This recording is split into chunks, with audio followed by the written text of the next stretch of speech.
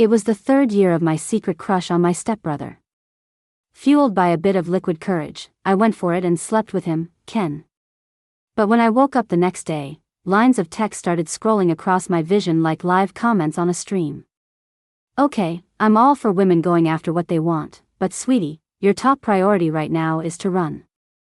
Our male lead is the classic untouchable CEO. No one's allowed to touch him except for his one true love, the female lead.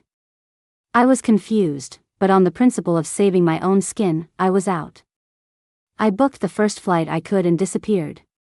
5 years later, at airport arrivals, I stood trembling in front of my stepbrother. I turned to my son and instructed him, "Sweetie, say hi to your uncle." Ken heard me and a slow smile spread across his face. "I'll give you one more chance." "Is it Dad or Uncle?" His words sent a shiver down my spine. I stared at Ken in horror. The jerk just looked down at me, arrogant as ever. How did I know? I just stared at him, wide-eyed. "Lily, you need to understand something. For the past 5 years, I've known your every move." His voice was cold and unsettling, slithering into my ears like a ghost's whisper. The familiar live comments appeared before my eyes again. Yes, give me those dark, possessive vibes. I live for this. Am I seeing this right? It's been 5 years. This channel is finally getting an update. Do you have any idea what I've been through these last 5 years? Don't even get me started. The male lead and his one true love have been so boring. I'm so glad the little cannon fodder is back. The words "one true love" stabbed me like a knife. Back then, right after I'd forced myself on Ken, it was these comments that told me he was in love with someone else. As for me, I was just an insignificant side character, collateral damage in his life story. I fled in a panic, pregnant and alone, and stayed away for 5 years. They say time heals all wounds, don't they? So why did hearing "one true love" still hurt so much? I defiantly tilted my head up to look at Ken. "Aren't you my brother? If Finn doesn't call you uncle, what should he call you?" Ken's brow furrowed. "Do I really need to pull up his birth certificate and a paternity test for you to admit it?" "Ken, Finn came from my body," I said through gritted teeth. "So?" he asked. "So, whoever my husband is, that's his father," I said with a cold laugh. "Are you my husband, brother?" Ken's face darkened. "My ride is here, so I won't keep you. Finn, let's go." I took my son's hand and headed for the parking garage. Did they just break up? Say no more. Let's just wait for the next reunion, ladies. See you all in another 5 years. No way, I just renewed my subscription. Is this all I get? I want a refund. To the ladies above, do you really think the male lead is going to let her go that easily? Have you forgotten how psycho he's gotten over the last 5 years? Reading that last comment, I almost laughed. What could he do if he didn't let it go? Marry me? Suddenly, a sharp pain hit my neck, the world spun, and I fell into a hard, warm embrace. Then everything went black. I felt like I was floating in a field of soft cotton, except for a cool sensation on my wrist, like a snake coiled around it. A snake? I shot awake to find myself on a king-size bed, covered by a light silk blanket. The heavy curtains were drawn tight, leaving the room dim. I tried to sit up in surprise, but the movement tugged on a chain on my wrist, making a faint clinking sound. Only then did I realize someone had shackled my wrist with a chain connected to an iron ring on the wall. In the dim space, the live comments scrolled by, glowing in eerie green. Holy crap! Has the male lead finally snapped? That last commenter was a prophet. Friends, take a look.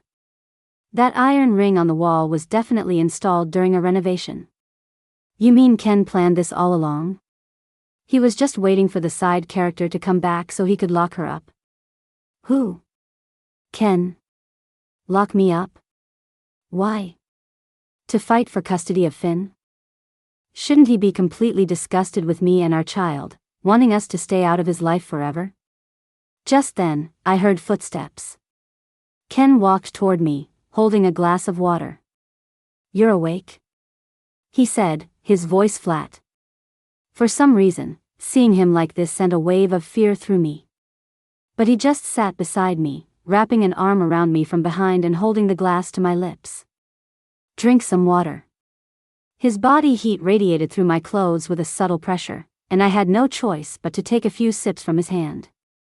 "Lily, I gave you a chance to run," he said slowly, placing the glass on the nightstand. His thumb brushed over my lips, still damp from the water. "Count them yourself. How many times did I turn you down, directly or indirectly?" he asked. It was a lot of times. From the moment I realized I liked him, I confessed my feelings as regularly as I ate my 3 meals a day, sometimes throwing in a late-night snack for good measure. I had whispered enough sweet nothings to him back then to feed every brown bear in Siberia. But he rejected every single one, bluntly and with undisguised disgust. "Then you left the country." I thought to myself, this is the last time, he continued, his hand leaving my lips and moving to my neck, carrying that hint of moisture with it. I told myself, as long as you come back. His voice grew husky, as if he were desperately suppressing something. "The moment you set foot on this soil, I would never let you go again. No matter how, and whether you want to or not, you will be mine. Forever." Ken's teeth bit down on the spot his thumb had just dampened. The skin stung for a moment before being soothed by his wet, soft lips and tongue. I completely lost the ability to move. Like a vampire, Ken had me pinned under his lips. My skin felt the touch of his, for the first time in 5 years. I was completely stunned, staring blankly at the top of his head so close to my face. He paused and looked at me. The ice in his eyes had melted, replaced by a faint smile. "Breathe," he said, a little exasperated. Only then did I realize I was holding my breath so long I was about to pass out. He raised a hand to stroke my cheek, his lips pressing against mine. His movements were no longer gentle but full of aggression. Soon, even though I was trying my best to take in oxygen, I was struggling to breathe. A low hum escaped his throat. He pressed his hand on my shoulder, his palm scorchingly hot. I was completely under his control. But then his phone rang. A cello melody, deep and beautiful, that felt completely out of place in this scene. His brow furrowed, but he still got up from the bed to answer it. "What is it?" His tone wasn't pleasant. A girl's voice spoke for a long time. "Can't you handle it yourself?" Ken's voice softened. The girl said a few more things. "Wait for me." "I'm on my way," he said. I turned my head to watch his face.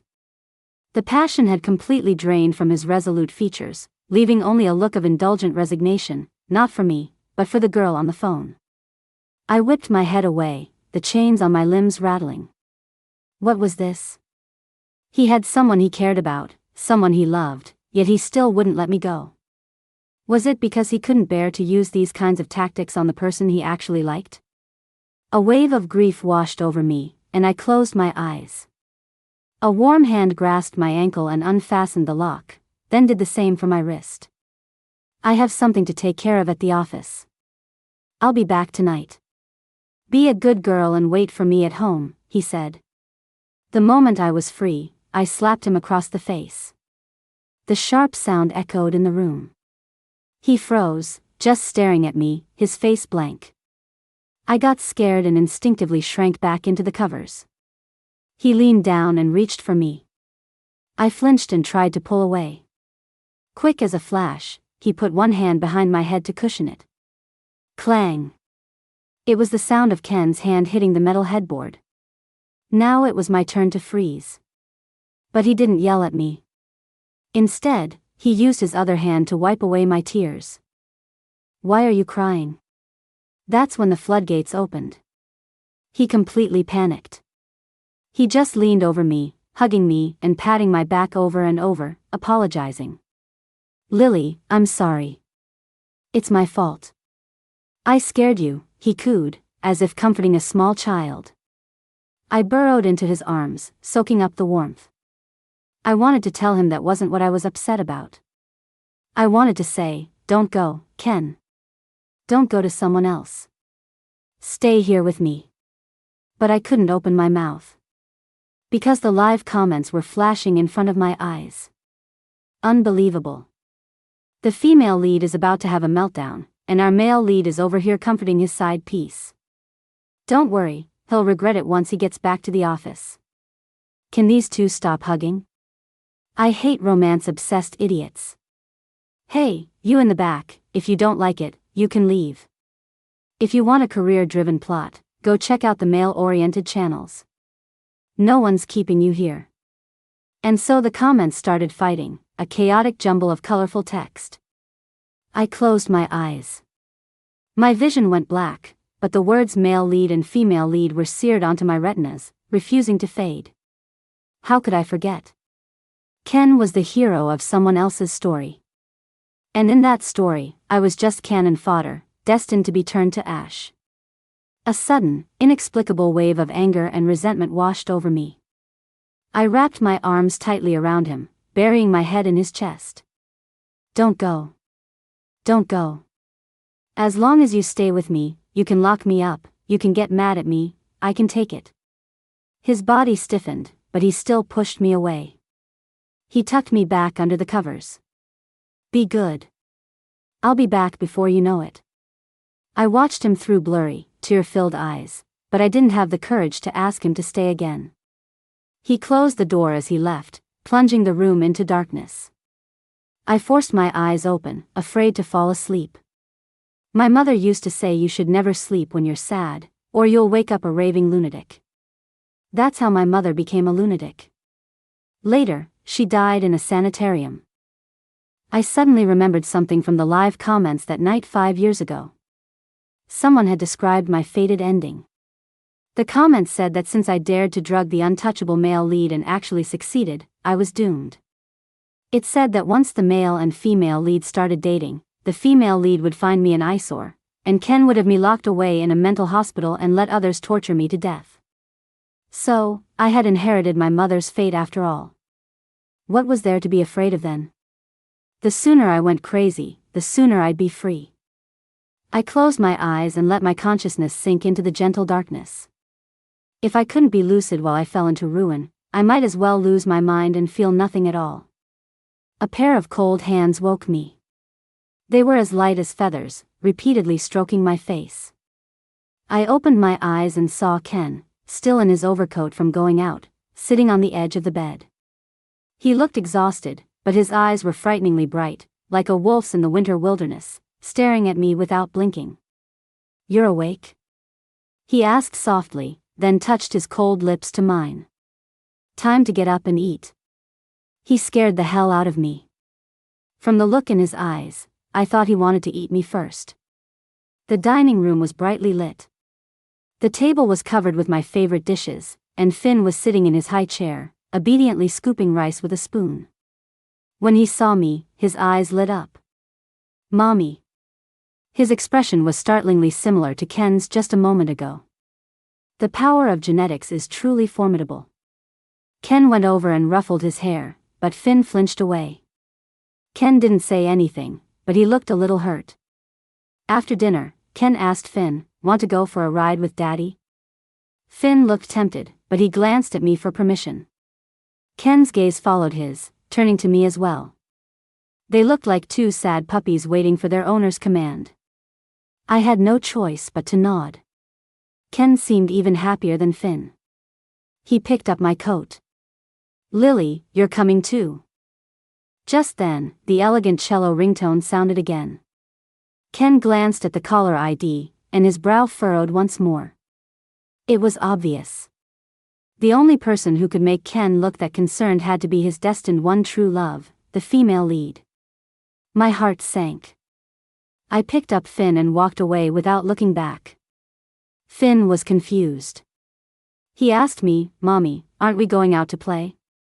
My sweet boy, how could I explain the world of adults, where promises are so often broken? "Not today. Your uncle is busy," I said, trying to placate him. Finn had been dragged around with me for days, and he was already at his breaking point. This was the last straw. He suddenly burst into loud sobs, wailing, "Mommy broke her promise." I quickly covered his mouth. If Ken's one true love heard Finn and found out about us, we would be done for. This made Finn even more upset. His face turned red with frustration, and he thrashed so hard in my arms that I could barely hold him. Just then, a strong arm lifted Finn from my grasp. Ken, holding his phone to his ear, cradled Finn with his other arm and said nonchalantly, "Weren't you going out to play? Why are you crying?" "Fine, figure it out yourself. I'm busy." "Bye," he said into the phone before hanging up. I looked up at him in surprise. Ken picked up Finn's jacket and clumsily tried to put it on him. Finn, finally free to speak, was now wailing at the top of his lungs, squirming and kicking in Ken's arms like a pig at a festival. "Was that call important?" I asked tentatively. "Nothing important. Spending time with my wife and kid is more important," Ken said dismissively, pulling socks onto Finn's feet. "Come on, son, stop crying. You won't have any energy left to play." Sometimes, courage is just a fleeting moment. And in that moment, I made up my mind. Ken wasn't some other story's male lead. He was the person I had loved since I was a teenager. Why shouldn't I fight for him? Why the hell wouldn't I? To hell with his one true love. To hell with fated male and female leads. I don't believe in fate. I'm not letting go of Ken. The amusement park was built on an island in the middle of a lake. The entire island was deserted. Ken took out his phone, logged into an app, and with a tap, lights began to switch on one by one, revealing the full view of the island. A unicorn on a track was brought before us. It gracefully bent its knees, and Ken lifted Finn off the ground like he was pulling up a radish and placed him on the unicorn's back. "Go on, have fun," he said, patting the unicorn's flank. The unicorn carried a delighted Finn away. Now, under the moonlight, it was just the two of us. "So, does this place look a little familiar?"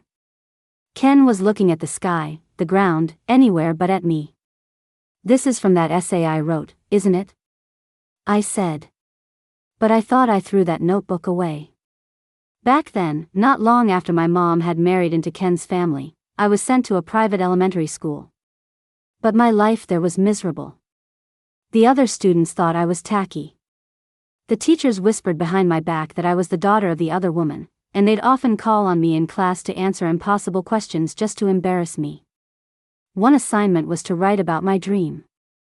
I wrote that I wanted to be a ticket seller at an amusement park and described in detail what my ideal park would look like.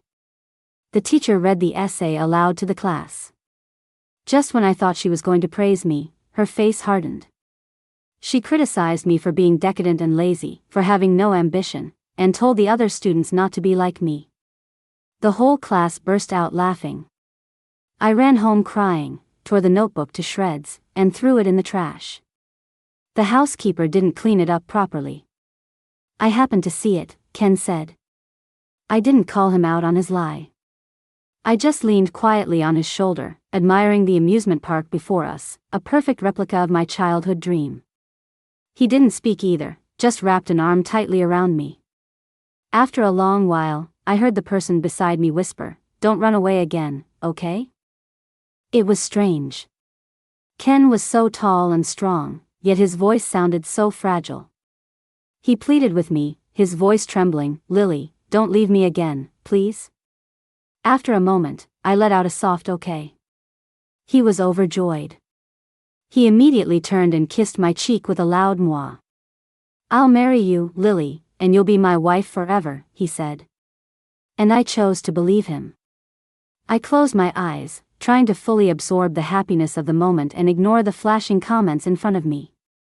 So what happens to the female lead? Oh my God. This world has completely derailed from the original plot. Before, the side character got punished so badly for sleeping with him just once. Now they're making lifelong promises. When the main couple eventually gets together, her punishment is going to be so much worse. A moment of silence. Amen. R.I.P. Even if it's true, just as the comments say, that I'll have a tragic ending for being with Ken, I'll accept it. For this moment of happiness, I'm willing to face eternal damnation. I'm sorry, fate, but I've loved him since I was a teenager. I'm not handing him over to anyone. When we got home, Ken parked the car in the driveway. As I got out, I noticed another car parked next to ours, a cute, pastel pink one. I was about to get a closer look when the live comments in front of me suddenly exploded. The showdown is here. Oh my god, the female lead is finally going to meet the side character. I'm so excited. To the person above, I bet you're excited about the same thing I am. And just like that, I knew whose car it was. Inside the house, a slender, fair-skinned young woman stood with her back to us, leaning over a table and looking through some data. Hearing the noise, she turned around, her long black hair flying gracefully. What a beautiful face. Sob, my girl, the female lead. She's been working overtime for this jerk for 2 weeks straight. Look at her dark circles. Damn you, Ken. Capitalists should be strung up, not over here being all lovey-dovey with another woman. Can the female lead's fans just shut up? Did Ken ever like her? Did he ever even give her the time of day? Why does the male lead have to be tied to her? That's rich. Do you know what a male and female lead are? The entire world is set up for their romance. Now that the world is collapsing, we're not allowed to talk about it. They were fighting again. I rolled my eyes internally, ignored the rapidly scrolling text, and took a step forward, extending my hand to the girl. Hello, may I ask who you are? The girl stared at me blankly for a long moment, then her eyes widened in surprise. It's you. The girl from the photo in Mr. Sun's office. I turned in surprise to look at Ken, who was carefully laying a sleeping Finn on the sofa. Hearing her, his expression soured, and he ordered, Chloe, you'd better know what to say and what not to say. Chloe completely ignored him and instead took my hand in hers. Hey, is Mr. Sun a real pain to work for? She asked suddenly. Why don't you just dump him and get with me instead? I'm prettier, way nicer and more thoughtful, and I can help you raise your kid. What's so great about some careless jerk of a man, anyway? Her fingers curled slightly, her nails gently scratching my palm. I was so flustered I yanked my hand away, my face flushing red as I stumbled back 2 steps. Ken quickly stepped forward and pulled me into his arms. You dare hit on my wife right in front of me? Do you have a death wish? He said angrily to Chloe. Both the live comments and I were stunned into silence. After a moment, a faint comment weakly scrolled by. Friends, did we miss a small detail somewhere? A small detail? Wasn't Chloe supposed to be Ken's fated female lead? Shouldn't she have demanded to know who I was, slapped me hard across the face, and then ended up in a loving embrace with Ken while I faded into oblivion? Hearing Ken's words, Chloe just snorted. Ken, I've been working overtime on this project for 6 months, she said, rubbing her temples. We're at a critical stage, and you just disappear to go play house, dumping all the work on me. It's one thing to do that, but then I can't even get a signature from you. What kind of irresponsible boss are you? Chloe crossed her arms, shouting in frustration. What are you yelling about? If you wake up my son, I'm docking your year-end bonus. I pay you a fortune precisely so you can do my work for me. What are you complaining about? Ken shot back, his face a mask of sharp arrogance. They were fighting. I stared at the scene, my entire worldview threatening to collapse. They went back and forth until Chloe glanced at her watch and ended the argument. I don't have time to waste with you. Just give me the company seal. I have to go process these contracts, she said, glaring at Ken. Ken pulled a pendant off a chain around his neck and tossed it to her. Get out. Chloe rolled her eyes dramatically. Whatever. After this project is done, I'll triple your bonus. Now can you get out? Ken cut her off. And I want to borrow your wife for a day to go shopping with me, Chloe said, grinning as she stepped forward and pinched my cheek. You're so cute, little sis. Totally my type. Ken was practically seething. I'm warning you. Don't even think about getting ideas about my wife. Chloe completely ignored him, just blew me a kiss, and sashayed out of the house, her silky black hair swinging behind her. Wow, she really was beautiful. Ken rubbed the spot on my cheek where she'd kissed me, muttering, shameless flirt. I'm going to fire her one of these days. But my eyes were on another chain around his neck. I followed it with my fingers and pulled out a key. What's this? I asked. Ken's expression dimmed, and he fell silent. I tilted my head, looking at him. You can't tell me? He took my hand and placed it over his heart. It's a very long story. Are you sure you want to hear it? I nodded. He wrapped his other arm around my back, scooped me up, and carried me toward the bedroom. Then let's talk in bed. The bedroom was just as I'd left it, heavy curtains, a soft bed, and the cold chains hanging on the wall. The only difference was that Ken was lying beside me now, his arms around me. I felt as safe and warm as a bird in its nest. After that night, I was furious. I couldn't believe you would be so reckless with yourself, he said, looking at me. I could see the shadow of his past anger in his eyes. Being with your own brother. Do you have any idea what kind of judgment you'd have to endure? I lowered my head, and he kissed the top of it. But then I thought, life is short. As long as you're happy, who cares what other people think? Worst case, we could just run away together and start over in a new city. He pulled me even tighter. Is this the key to our house in another city? I asked, playing with the key. The chain around his neck pulled taut, forcing him to lean down. He took the opportunity to kiss my cheek again. My Lily is so smart. I had the place redecorated while I waited for you to come back, he said. I asked him suddenly, does that house have chains, too? He didn't answer. I smiled. So that's a yes. Do you like locking me up that much? I slipped out of his embrace, knelt up, and handed him the chains from the wall. Why don't you lock me to the bed right now, Ken? His expression darkened, and his Adam's apple bobbed. He took the chains from me, then untied the belt of his robe and draped it over my eyes. My vision went black, and I felt a flicker of panic. The cold, snake-like touch of metal slid onto my limbs, and I heard the click of the clasps locking. He leaned over me, pressing me into the bed, but then paused. Lily, did you miss me at all these past few years abroad? He asked softly.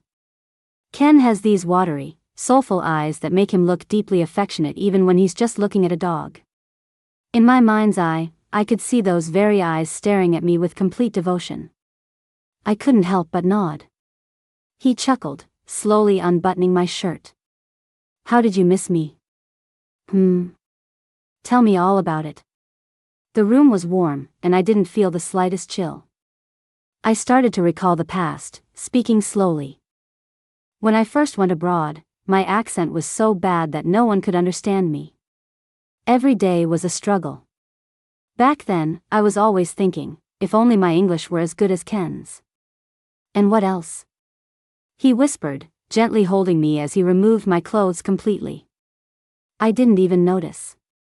I just kept reminiscing. The food there was always so awful. I tried to cook for myself, but the moment I turned on the stove, the smoke alarm went off. I was too scared to try again after that, so I just ate bread every day. As I spoke, it was as if I was back in those miserable years.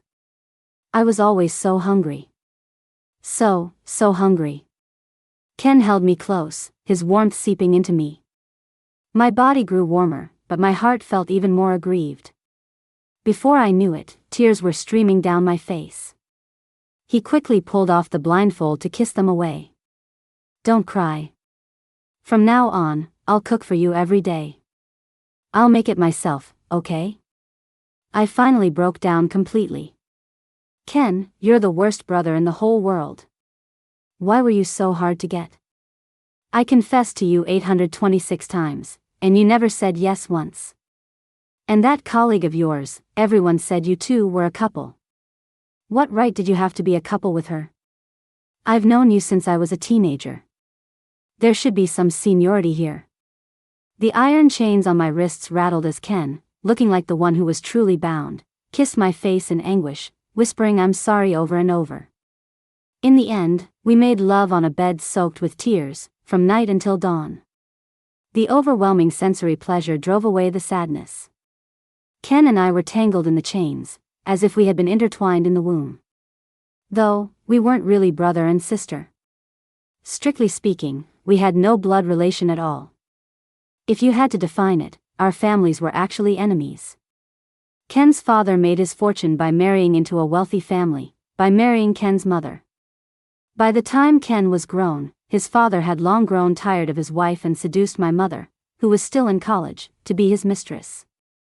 It wasn't long before Ken's mother found out. At that time, Ken's maternal grandfather still held considerable power, so Ken's father had no choice but to get rid of my mother. My mom managed to escape that toxic relationship. She got married after graduation, found someone she loved, and had me. But one day, Ken's grandfather passed away, and Ken's father no longer had anything to fear. The sudden upheaval of my life began on that day. I was only in elementary school. I came home from school to find a beautiful car parked downstairs, with people crowding around to take pictures. A well-dressed little boy sat inside, looking out impatiently. He had big, beautiful, cat-like eyes. That was the first time I met Ken. That night, I didn't get to go home. My biological father couldn't handle the shock. He had a stroke on the spot and died on the way to the hospital. And my mother was dragged back into that sordid past by that demon. As I stood outside the car looking at Ken, his father was triumphantly leading his prize, my mother, toward the vehicle. See? Lily and Ken are together. They'll get along great, the demon said, smiling as he wrapped his arm around my mother. A tiny, mournful whimper escaped my mother's throat. Not long after my mother moved into the Sun household, Ken's mother died of depression. At her funeral, everyone pointed and whispered, calling my mother the homewrecker who had caused her death. I wanted to hold my mother's hand, but she pulled away. Mommy's a little tired. I'm going to rest. You go play by yourself. The next day, she lost her mind. I hid behind the curtains, trembling as I watched my mother's contorted face. A crowd of people surrounded her. Someone tied her up with ropes. An ambulance wailed as it took her to the hospital, and she never came back. She died in the sanitarium. They all said it was karma. But Ken watched me for a long time, then finally sighed, walked over, and patted my head. No, he said. The one who deserves to die is someone else. In the years that followed, Ken was in a constant state of war. He was going to school while figuring out how to deal with his father, and he still had to find time to take care of me. Ken was a true saint. Who else in the world would take care of the child of their mother's killer? Eventually, he succeeded in getting rid of his father and took over the business empire that was rightfully his, transforming from a looked down upon, down and out heir into the powerful Mr. Sun. I shamelessly stuck by his side. At first, it was dependence, but later it became love. I started confessing to him, countless times. He rejected every single one. At the dinner table, I told him I liked him, and he stuffed a peeled egg in my mouth to shut me up. When he was drunk, I told him I liked him.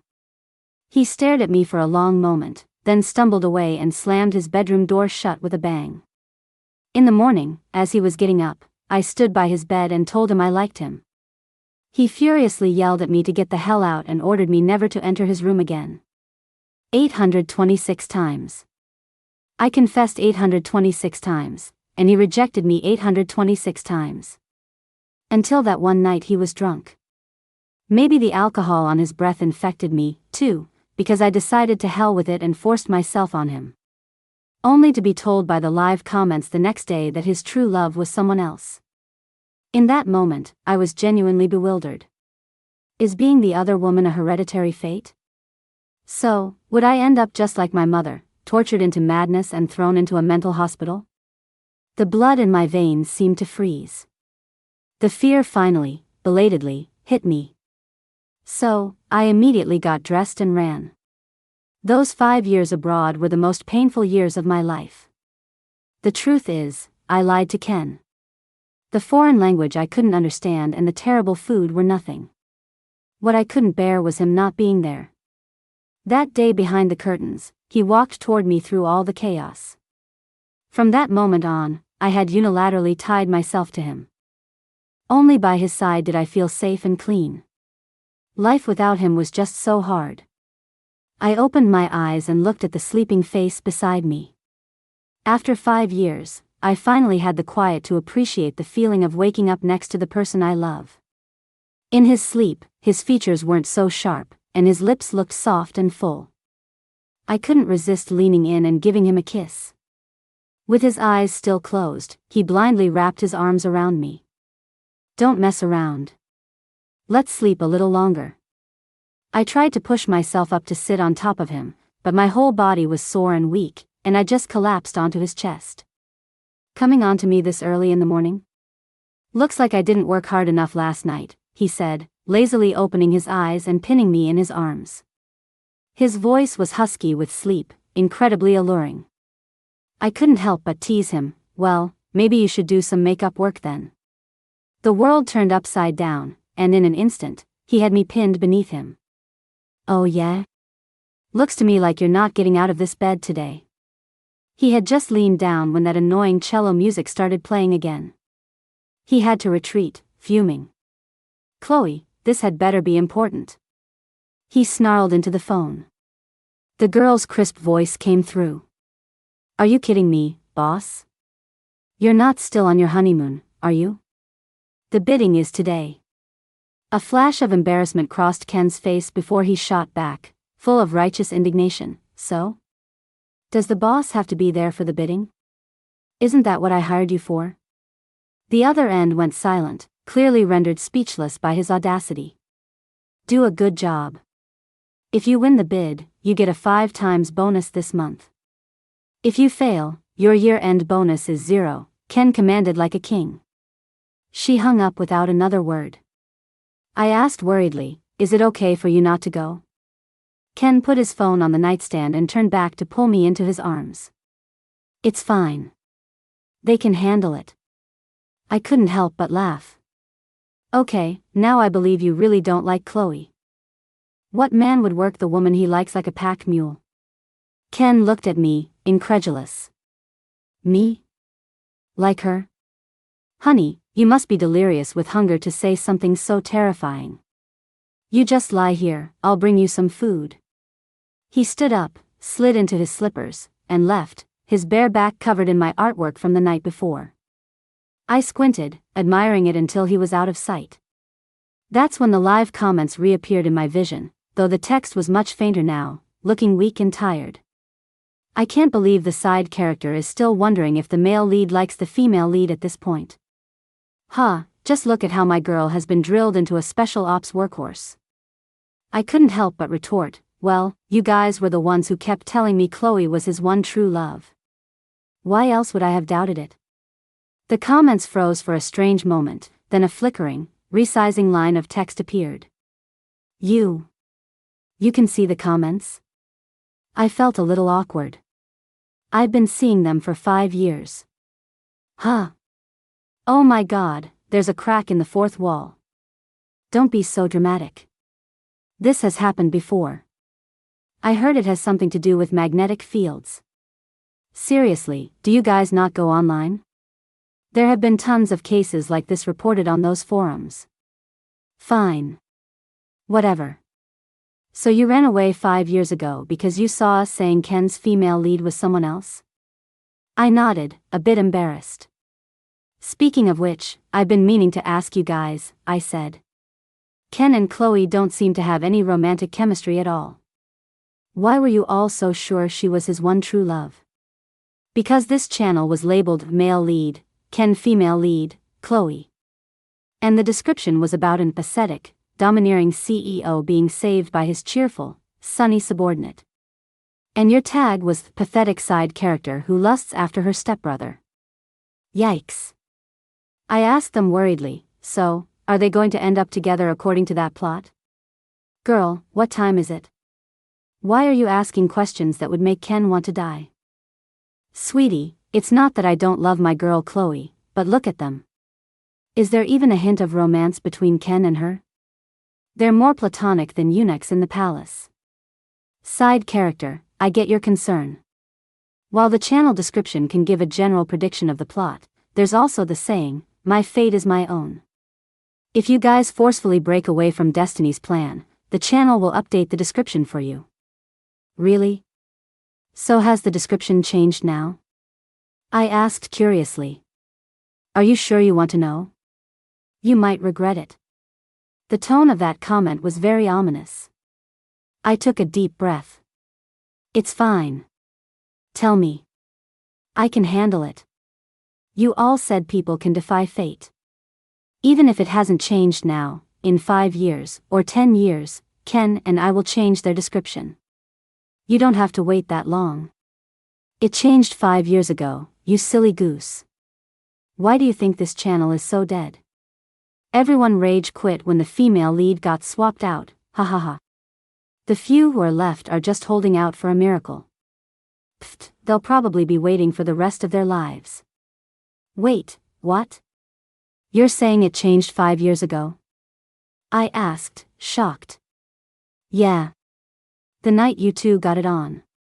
Speaking of which, if it weren't for us, you probably would have been with Ken 5 years ago. Our bad. Don't say that. If it weren't for you.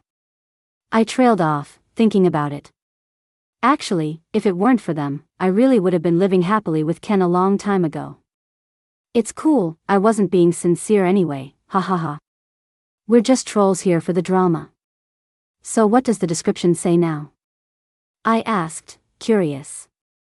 Let me see, my darkly possessive stepbrother, his runaway sweetheart. So corny, Darkly possessive. I looked up at the chains on the wall and fell into thought. What are you muttering to yourself about? Ken asked, walking in with a bowl. I quickly tried to get up. Ken. Before I could even get off the bed, my legs gave out from soreness, and I awkwardly collapsed back onto the mattress. A pleased smile spread across Ken's face. He walked over and placed the bowl on the nightstand. Don't move. I'll feed you. I mumbled in embarrassment, I'm not a child. He ignored me, pulling me into his arms. With one hand, he pressed the remote for the curtains, and with the other, he picked up the bowl. Sunlight streamed in, illuminating Ken's face. He looked at me with intense focus as he brought a piece of food to my lips, his eyes as gentle as an autumn lake. There was no trace of a darkly possessive man. I turned my head to avoid the food and kissed him on the cheek instead. He gave me a helpless but adorable smile. I think that maybe one day, on whatever unknown website this is, our channel description will change to something like a handsome husband and his beautiful wife's romantic journey. A sweet channel like that would definitely get a lot of viewers, right? I swallowed the delicious food and winked at the invisible comments in the air. You guys better keep watching. TSK, whatever. Hope you two last.